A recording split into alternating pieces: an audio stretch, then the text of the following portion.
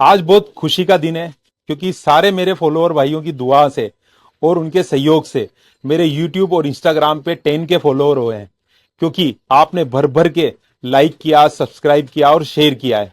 इसी तरीके से आप प्यार बना के रखेंगे, मोहब्बत बना के रखेंगे तो मैं और आपके लिए अच्छे वीडियो बनाता रहूंगा।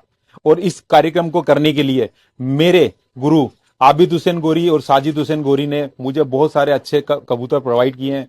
और जब जब मैं डीमोटिवेट हुआ हूं तो मुझे मोटिवेट किया है मेरे आरिफ भाई ने, मेरे राजू भाई ने। और जब मेरे कबूतर बीमार हुए, मुझे कोई ज्ञान की जरूरत पड़ी, तो मुझे आकाश भाई ने, देवज्ञ भाई ने और मेरे करण भाई ने और गोपाल जी ने मुझे हमेशा सहयोग दिया है, मेरे पास आए, मेरे को टाइम दिया है। तो मेरे सभी फॉलोअर भाइयों का बहुत बहुत दिल से इस्तकबाल करता हूं, शुक्रिया अदा करता हूं। मुझे ऐसे ही सहयोग देते रहें तो मैं आगे भी कुछ मोटिवेशनल और इंफॉर्मेशनल वीडियो बनाता रहूंगा। Thank you very much.